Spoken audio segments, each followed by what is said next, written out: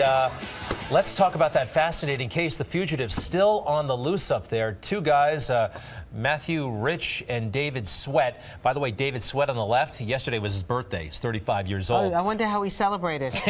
Well, he's free. Freedom, right. For now. But I can't imagine that they're resting easy right now because everybody's looking for them. And a wild component of this is the woman who is in custody. She's due in court in a little bit. Joyce Mitchell. There she is, a prison worker who apparently, allegedly befriended these guys and may have helped them in a very serious way. Deborah Norville, the internationally known journalist, sat down recently with one of Miss Mitchell's friends and found out some interesting stuff. Deborah, welcome back to Good Day. Thank you, guys. Good morning. Actually, it wasn't me. It was Les Trent, our correspondent, who sat down and talked with Helen Promo, who is the first wife of Lyle Mitchell. So she knows Joyce Mitchell. She knows, obviously, her husband, who thankfully wasn't killed, as apparently the plot was. And it's very interesting what she had to say about Joyce. So let's just take a look right at the clip. Knowing what you know about Joyce, were you surprised to hear that she may have had something to do with these two inmates escaping? No, not really, because this person made her feel good, and she was under the impression that he loved her. But these are con artists and people who, they do this for a living. They lie.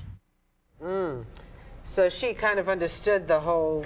Yeah, her whole thing is she thinks that Joyce Mitchell must have just this enormous low self-esteem to allegedly fall not for one, but two of these guys who were, as you've been saying all morning, really hard criminals. But Joyce got around. Joyce was fooling around with the current husband while she was married to the first husband.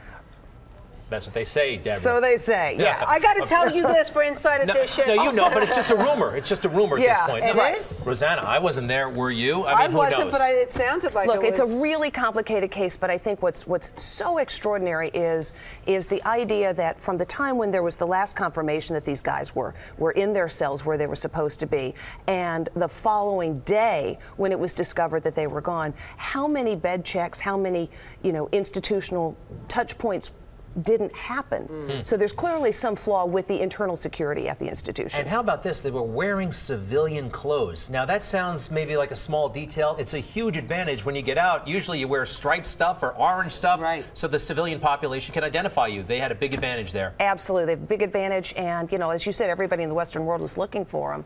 It's astonishing that 10 days into this, they haven't found them yet. Well, I'm going to ditch my orange jacket when I leave Good Day, New York, just in case anybody's looking for somebody wearing orange. Nobody this stylish, honey, behind bars, I can promise. All right, so can we talk about your big event next week, so the Elly Awards? Excited. Yes. You've probably been there a million times. The Elly Awards is named for Eleanor Guggenheim, who started the Women's Forum many years ago. This is, I think, the 28th year. And the Elly Awards is a more recent event, and what it does is proceeds go to fund college scholarships for women over 35 whose educations were interrupted. And so what that means is maybe something happened. You had kids, or more likely, there was domestic violence, there was some really negatives in your life. This year we hope to fund scholarships for 17 women and go back to the first woman who was a recipient. I love stories where it's a happy ending. She got her education, she got her PhD, she is now a provost of Farmingdale University, and her two kids have gone through school and are now lawyers. So education opens the doors to everything, and I get to host it.